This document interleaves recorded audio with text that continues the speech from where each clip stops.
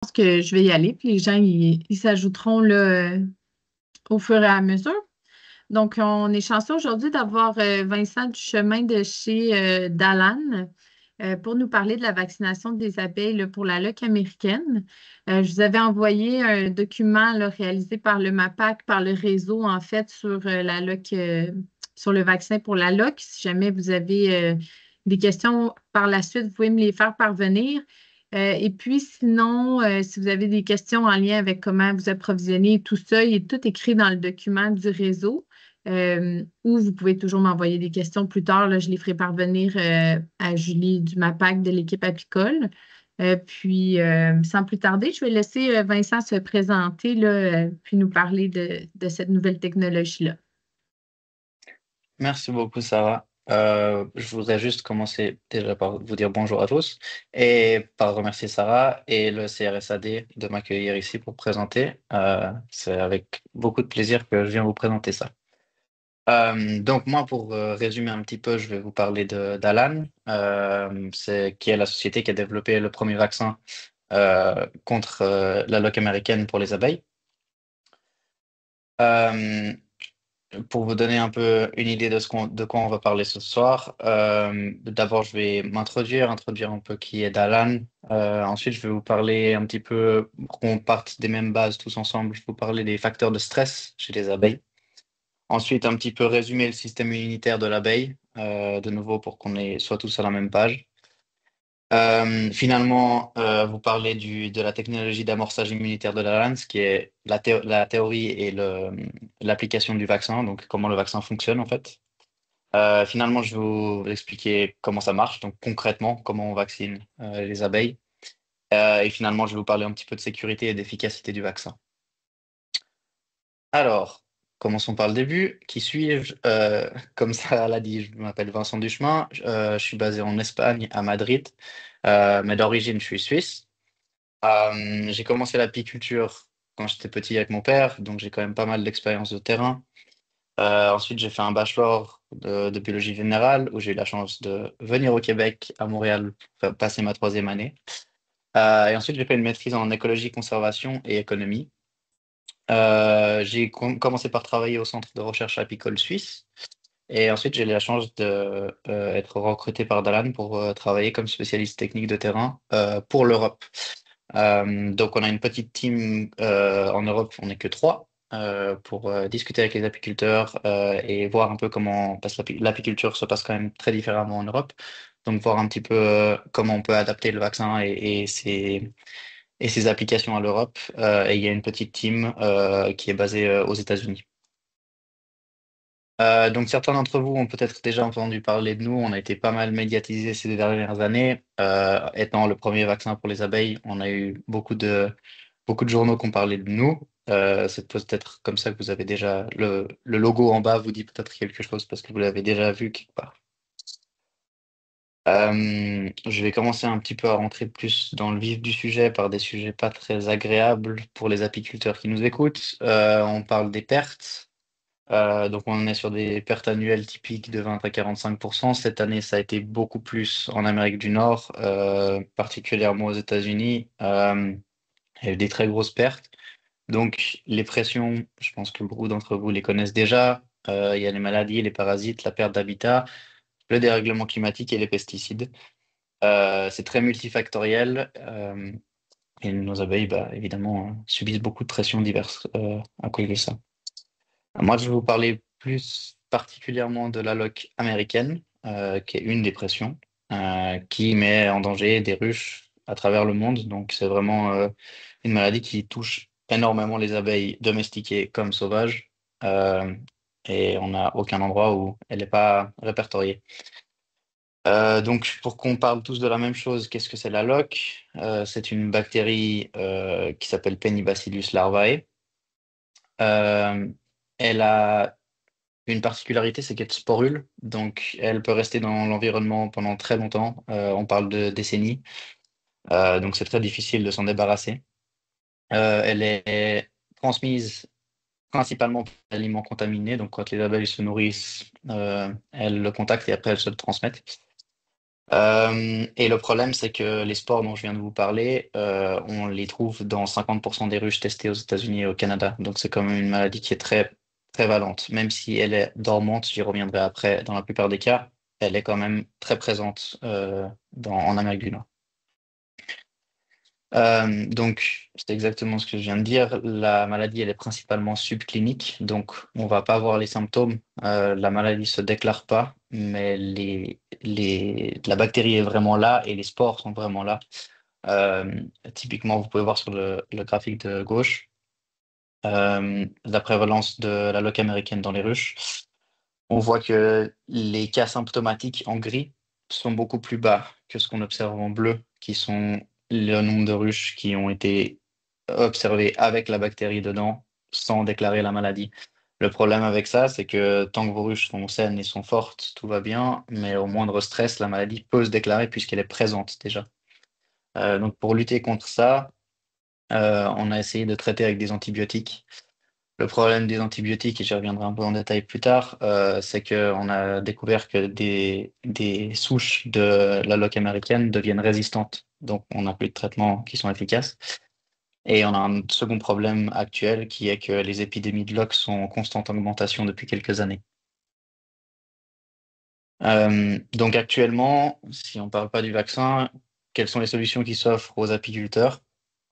Je viens d'en parler, l'utilisation d'antibiotiques. On a trois gros problèmes avec ces antibiotiques.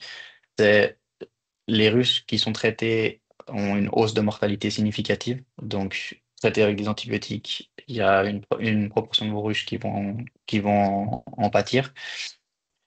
Il y a les souches de bactéries qui sont résistantes, comme je viens de vous dire, et il y a aussi la contamination du miel par les antibiotiques. Donc, les antibiotiques se retrouvent dans le miel, dans tous les produits de la ruche, mais on a analysé que le miel. Donc, évidemment, ça rentre dans l'alimentation humaine et on veut éviter. Une autre solution, c'est l'incinération. Par exemple, il y a pas mal de pays et de régions dans lesquelles les antibiotiques sont limités à cause des réglementations. Et donc, la seule solution, c'est l'incinération. Mais évidemment, c'est très coûteux pour les agriculteurs et c'est très fastidieux parce qu'il faut détruire tout le matériel avec. Donc, comme vous le voyez, on n'a aucune solution qui est très convenable. Maintenant, avant d'arriver avec d'autres idées, qu'est-ce que on entend par une solution convenable? Les trois premiers points, évidemment, prouvés, sûrs et efficaces, ça on aimerait avec n'importe quel traitement. On aimerait aussi quelque chose qui n'ait aucune molécule de synthèse, comme ça on est sûr qu'on n'introduit rien de nouveau dans nos ruches. Les abeilles elles sont déjà habituées à tout ce qu'on met comme molécule dans les ruches. On aimerait aussi quelque chose qui ait aucun OGM pour éviter toute résistance. On a vu le problème avec les antibiotiques. Et on aimerait aussi quelque chose qui soit biologique pour que ce soit adaptable à n'importe quelle production apicole. Maintenant, je vais vous parler un petit peu plus du système immunitaire de l'abeille avant de vous parler du vaccin. Comme ça, on est sûr que tout le monde est avec nous. Le système immunitaire de l'abeille, il a principalement deux niveaux. Donc, il va y avoir le système individuel de défense contre tous les parasites, que ce soit ectoparasites ou endoparasites. Et il y a le système de défense de la colonie. Donc, on retrouve certains mécanismes dans les deux. On a par exemple les peptides antimicrobiens ici qui se retrouvent ici aussi parce qu'ils sont transmis d'individu à individu. Mais pour prendre des exemples, par exemple la fièvre, pour émettre énormément de chaleur, ça va être fait au niveau de la colonie, comparé, disons, à la cuticule qui va vraiment être une barrière individuelle. Maintenant, on a vu ces deux méthodes de défense qu'ont les abeilles, donc individuelles et au niveau de la colonie, mais au final, qu'est-ce qu'elle fait la reine là-dedans? Parce qu'on parle beaucoup des ouvrières dans la défense de la colonie, mais la reine a aussi un rôle important et c'est là-dessus qu'on va se concentrer sur le vaccin. Donc, qu'est-ce qui se passe quand la reine est exposée à une bactérie ou un pathogène, un endopathogène? Il va y avoir l'infection qui va rentrer. Donc, ici, on parle d'une infection qui est transmise par la nourriture. Donc, ça va rentrer dans le système digestif, dans la lumière intestinale. Ensuite, ça va être reconnu dans les mucelles, donc l'équivalent du sang de l'abeille. Ensuite, on va avoir une activation qui va se passer dans les cellules adipeuses. Donc, ces particules bactériennes vont se lier à des récepteurs et activer des mécanismes. Ces mécanismes, ils sont soit spécifiques, soit généraux. Donc, généraux, une bactérie arrive et il y a tout un mécanisme qui se met en place pour défendre l'abeille, qui va pas être particulier sur cette bactérie, mais vraiment de défense large. Et ça, j'y reviendrai à la toute fin. Ou alors spécifique, vraiment, il y a un mécanisme qui est activé pour une bactérie précise. Euh, et ces mécanismes, ils vont s'orienter vers le noyau. Donc, on va avoir une expression génique qui va être différente si c'est spécifique ou général, et tout un tas de défense, de mécanismes de défense différents. Nous, on va se concentrer plus sur une protéine en particulier qui s'appelle la vitellogénine. C'est une protéine qui est très ancestrale dans les animaux. Donc, c'est la plus ancienne protéine vitelline animale, donc qui se retrouve dans le jaune d'œuf. Pourquoi je vous parle de ça? Parce que la vitellogénine a un rôle exactement ici. Donc, si on reprend ce que je vous ai expliqué tout à l'heure, on a des bactéries qui rentrent dans le système digestif, qui vont s'attacher à des récepteurs et être reconnues. Le système de défense de l'abeille va s'activer et la vitellogénine, elle va agir comme un char. On va mettre la bactérie dessus et en fait, elle va transporter le signal depuis ici les cellules adipeuses jusqu'aux ovaires de la reine. Et en fait, grâce à cette protéine, ça va être transmis aux ovaires, mais pas juste aux ovaires, aux ovocytes. Et donc, ensuite, on va retrouver la bactérie dans les ovocytes, la bactérie dans les œufs, et une fois que les œufs éclosent, on va retrouver la protection chez la larve. La larve qui n'a jamais vu la bactérie va déclencher tous ces mécanismes de protection que la reine elle-même a déclenché parce qu'elle a vu la bactérie. Mais en fait, ce signal est transmis grâce à la vitellogénie. C'est ce qu'on appelle le TGIP en anglais, l'amorçage immunitaire transgénérationnel, c'est la technologie du vaccin. Maintenant, on veut utiliser cette voie pour aider la nature, parce qu'en fait, au final, c'est une voie qui existe déjà avec des bactéries qui sont actives, mais nous, on veut l'utiliser avec des bactéries inactivées. D'où l'idée d'avoir un vaccin, donc le vaccin contre la loque américaine, qui a été approuvé en Amérique du Nord, donc par la CFIA au Canada. On a une licence conditionnelle actuellement. Donc, comme je vous le disais tout à l'heure, c'est une bactérie inactivée. J'ai insisté sur le fait d'introduire rien de nouveau pour nos abeilles. Ici, on a juste des larves, des bactéries tuées. Et ça, c'est quelque chose auquel elles sont déjà exposées euh, dans nos terrains quand on va sur nos ruchers. On est sur de la médecine biologique prophylactique, donc on est sur quelque chose qui est biologique, donc adaptable à n'importe quelle apiculture. Et sans aucune molécule de synthèse, sans OGM, c'est ce qu'on souhaitait pour avoir aucune résistance, et adapté à l'agriculture biologique, je l'ai déjà dit tout à l'heure. C'est bien joli, mais comment ça marche? Donc, sur le terrain, on va nourrir les abeilles avec du vaccin. Elles ne vont pas être intéressées par manger notre vaccin, donc ce qu'on va faire, c'est mettre le vaccin dans du candy, et ensuite, on va nourrir nos ouvrières avec ce candy et ce vaccin. Elles vont intégrer ce vaccin, le digérer, et en fait, le vaccin va être transféré aux glandes qui produisent la gelée royale. Pardon, j'y reviens après. Comment on sait que c'est transféré là? Ça a été testé. On a pris des abeilles qui étaient des abeilles comme vous avez dans vos ruches, et on en a pris d'autres qui étaient génétiquement modifiées, où on a empêché la vitellogénine, dont je vous ai parlé avant, d'être produite. Donc la vitellogénine, c'est ce qui permet à la bactérie d'être transférée depuis les corps gras jusqu'aux glandes. Et en fait, on le voit ici, avec ces coupes ici. On a les bactéries qui sont colorées en rose, donc qui vont d'abord arriver dans le système digestif, jusqu'ici, elles vont être retrouvées dans l'intestin moyen, dans toutes les abeilles. Ensuite, elles vont être transférées dans les tissus adipeux, on les voit toujours en rose ici, dans les deux types d'abeilles. Et là, on se rend compte que pour arriver dans les glandes hypopharyngiennes, on a besoin d'avoir la vitellogénine, parce que dans les bactéries et dans les abeilles qui n'ont pas la vitellogénine, le petit triangle, on n'observe pas les bactéries. C'est comme ça qu'on s'est persuadé qu'effectivement, la vitellogénine avait un effet sur le transport des bactéries. Donc, cette gelée royale est ensuite transmise à la reine, évidemment, qui est nourrie chaque jour avec de la gelée royale. C'est comme ça que la reine est exposée au vaccin, donc elle est indirectement exposée à travers les ouvrières. La reine, à son tour, digère la gelée royale, stocke les particules de vaccin dans les tissus adipeux. Le vaccin est transféré aux ovaires avec la vitellogénine, encore une fois. Comme je l'ai dit tout à l'heure, ensuite aux ovules. On peut se persuader que c'est effectivement dans les ovules parce qu'on a pu nourrir des reines avec des agents pathogènes. Et effectivement, en vert ici, on voit dans les ovaires les agents pathogènes qui se retrouvent. Et finalement, le dernier step, les larves qui n'ont jamais vu la bactérie, mais qui sont amorcées avec l'amorçage transgénérationnel, sont résistantes à l'infection lorsqu'elles éclosent. Je vais vous parler un petit peu des approbations qu'on a dû passer. Euh, donc, Dalan est vraiment très ancré scientifiquement en respectant les différentes étapes de développement du projet. Donc, grâce à ça, on a pu avoir une licence conditionnelle et on en est très fiers. C'est assez exigeant. Il y a 4 facteurs principaux, la sécurité, l'efficacité, la pureté, pardon, et la consistance des lots. Ça a été approuvé pour l'instant aux États-Unis et au Canada et peut-être dans le futur en Europe. C'est bien joli tout ça, mais on a besoin d'un design expérimental pour vous prouver qu'effectivement, on remplit toutes ces exigences et que notre vaccin est efficace. Comment on fait ça? Principalement, on va commencer par vacciner nos reines. Donc, on va isoler nos reines avec quelques ouvrières et ces reines vont être nourries avec du candy, avec du vaccin à l'intérieur. Ensuite, on va introduire ces reines dans les ruches. Elles vont commencer à pondre des œufs et à reconstituer leur colonie.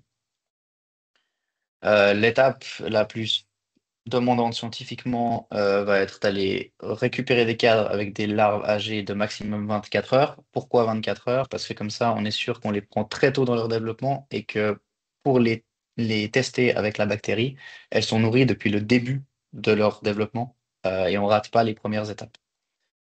Ensuite, on va extraire les larves une à une. Donc, comme vous le voyez, je ne sais pas si tout le monde a déjà vu des larves toutes petites, mais c'est ce qui est au tout petit bout de la spatule là. Et on va les nourrir nous-mêmes, donc remplacer le travail des abeilles dans le laboratoire. Donc on va placer les larves dans des gouttelettes de nourriture, comme vous voyez ici, les gouttelettes. Euh, et donc certaines gouttelettes auront des spores de bactéries, d'autres pas. Et finalement, grâce à ça, on va pouvoir dire si les larves survivent mieux quand les reines sont vaccinées ou pas. Maintenant, vous allez me demander pourquoi on fait ça. Parce qu'en fait, on pourrait juste mettre la bactérie dans les ruches et voir ce qui se passe. Le but étant de pas euh, mettre de bactéries dans la nature comme n'importe comment et de propager la bactérie partout, on est obligé de passer par un laboratoire. D'où le fait qu'on doit remplacer le travail des abeilles à l'étape 5. Euh, Maintenant, on arrive au résultat. Donc, pour être vraiment très clair, je vais expliquer sur le graphique 1, mais c'est exactement la même chose sur le graphique 2. On a 2 sites différents de testage. On va avoir 2 groupes. Donc, dépendant du traitement des larves à l'horizontale et la mortalité à la verticale. Donc, ces 2 groupes ici, on va avoir en bleu foncé les reines qui ont été traitées avec le vaccin, en bleu clair les reines qui n'ont jamais vu le vaccin. Ces larves ont été euh, in vitro élevées jusqu'au stade finaux et on voit que les larves contrôle, donc elles n'ont jamais vu la bactérie. On voit qu'on a très peu de mortalité. Donc ça nous donne confiance dans nos résultats. On se dit, OK, on a bien travaillé en laboratoire, elles ne sont pas toutes mortes, tout va bien. À côté de ça, on va exposer le second groupe à la bactérie, donc on va nourrir la bactérie. Euh, les, les larves issues de reines qui ont été vaccinées, on voit qu'elles ont beaucoup moins, pardon, elles ont beaucoup moins de mortalité ici, significativement, que les larves qui n'ont jamais vu, les reines qui n'ont jamais vu le vaccin. On a vu que ces larves vaccinées, elles étaient 30% plus résistantes à l'infection dans le site 1 et 50% plus résistantes dans le site 2. Je tiens à insister sur un point. Ici, on travaille avec des LD50, Lethal Death 50. Donc, on veut avoir une limite de 50% meurent, 50% résistent. Pour ça, on doit travailler avec des doses qui sont 200 fois plus élevées que ce qu'on retrouve en nature. Donc, vous pouvez vous dire, mais en fait, 30%, c'est très bas de résistance, là, de différence. Ça veut dire qu'il y a quand même 70% qui sont similaires. Mais on travaille avec des doses beaucoup, beaucoup plus chargées. Donc, on s'attend aussi à avoir beaucoup moins de mortalité ici et là, en nature. Finalement, on a voulu aussi s'assurer de la sécurité. Donc, il y a deux parties à la sécurité. Il y a d'une part la sécurité des abeilles. On veut surtout pas que vos abeilles, vos colonies s'effondrent parce que les reines meurent une fois qu'on les a vaccinées. Et d'autre part, il y a la sécurité du miel. Donc, on veut s'assurer que le miel est de bonne qualité. Donc, on recommence avec nos reines vaccinées, qu'on introduit en ruche. Euh, ça va être pour la partie terrain. Donc, on les réintroduit en ruche et on les surveille pendant plusieurs mois. Et en labo, donc on peut être plus précis, mais on n'a pas la partie environnementale, où on va les surveiller pendant 8 jours. Finalement, la dernière étape dont je viens de vous parler tout à l'heure, l'évaluation de la qualité des propriétés du miel, ça va être fait séparément. Qu'est-ce qu'on a comme résultat? On a que toutes nos reines ont survécu, qu'elles soient placebo, donc pas traitées, qu'elles n'aient pas vu le vaccin, ou qu'elles aient vu le vaccin, ce qui nous donne confiance dans le vaccin. Et finalement, les études sur le miel, on va avoir une analyse de l'activité de l'invertage, une analyse de l'humidité et finalement une analyse de la conductivité où on a, comme vous le voyez sur les boîtes à moustaches ici, aucune différence significative. Finalement, donc on vous propose de protéger vos ruches contre la loque américaine parce qu'on est confiant dans ces résultats. Pour vous donner quelques chiffres, pour l'instant, on a envoyé sur le terrain 30 000 doses et on n'a aucun cas d'AFB signalé. Ça, c'est tout ce que je voulais vous parler. C'est tout à propos de ce que je voulais vous parler concernant la loc américaine. J'aimerais juste faire un petit aparté, un peu bonus. C'est des choses qui n'ont pas été encore publiées. C'est juste pour vous donner un peu l'orientation de nos recherches actuelles et pourquoi on est autant curieux avec ce vaccin pour voir s'il y a plus de résistance. Du terrain, on a eu beaucoup de gens aux États-Unis qui nous ont dit, mais on voit qu'il y a beaucoup moins de virus des ailes déformées dans nos ruches.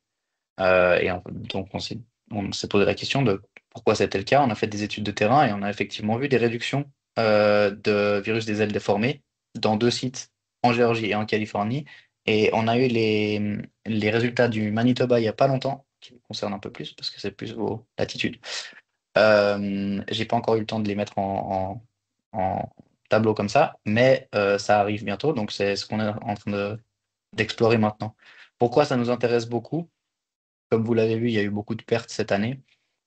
Et dans les plus grosses raisons des analyses des ruches qui sont mortes cette année, on a beaucoup de virus des ailes déformés. Ça pourrait être une seconde partie d'étude. Mais maintenant, vous allez me dire, mais c'est bien joli, mais on vaccine avec une bactérie et on lutte contre un virus. C'est quand même très bizarre. Effectivement, moi, quand j'ai vu ces résultats, en tant que scientifique, j'ai commencé à me poser plein de questions. Je trouvais ça très, très bizarre. Et donc, c'est pour ça que c'est des résultats très tôt. Et donc, on est encore en train d'investiguer quelle est la chaîne d'événements. Pour nous, la chaîne d'événements, elle se passe ici et c'est ce qu'on investigue pour le moment. Donc, jusqu'au mécanisme de défense finale, il y a toute une cascade biochimique qui se passe. Mais en fait, le premier step, c'est une activation d'un récepteur, comme je vous ai expliqué tout à l'heure, avec la bactérie. Et en fait, ce récepteur peut aussi être activé par un virus. Donc, c'est un mécanisme de défense qui serait général, qui pourrait être activé par virus comme par bactérie. Et donc, nous, en arrivant avec une bactérie, on produit un mécanisme de défense contre un virus qui soit compatible. Ça, c'est notre théorie. J'insiste là-dessus, rien n'est prouvé encore, on investigue. Finalement, ça va être l'instant plus commercial. Il y a deux façons d'obtenir le vaccin. Vous pouvez précommander des rennes vaccinées, donc chez nos collaborateurs, ou alors commander le vaccin directement et faire la vaccination chez vous. Je ne vais pas vous embêter avec toutes les offres qu'on a. Je vous dis juste qu'actuellement, Dalan a voulu insister pour défendre les apiculteurs et leur donner des solutions face aux pertes de cette année. Et donc, on a fait une offre temporaire pour le vaccin. Si le vaccin vous intéresse, que vous voulez discuter et vous avez des questions dessus, je suis très heureux de vous répondre. Je vous mets aussi le lien de la personne en charge, mon collègue en charge des ventes en Amérique du Nord. Si vous voulez commander plus de 50 rennes, je vous conseille de le contacter et de pas passer, enfin, de passer par le site pour le contacter. Je vous remercie pour votre attention et si vous avez des questions, ça me ferait plaisir de vous répondre. Moi, je vais me permettre d'ajouter là, que ici, en fait, ça doit être sur prescription d'un vétérinaire. Fait que s'il y en a qui, tu sais, qui sont intéressés par le produit là, dans la fiche du réseau que je vous ai mis là, sur l'annonce du webinaire, vous pouvez contacter directement l'équipe apicole du MAPAC, pardon. C'est soit par le numéro là, de téléphone ou par le courriel abeille à commercialmapac.gouv.qc.ca. Puis,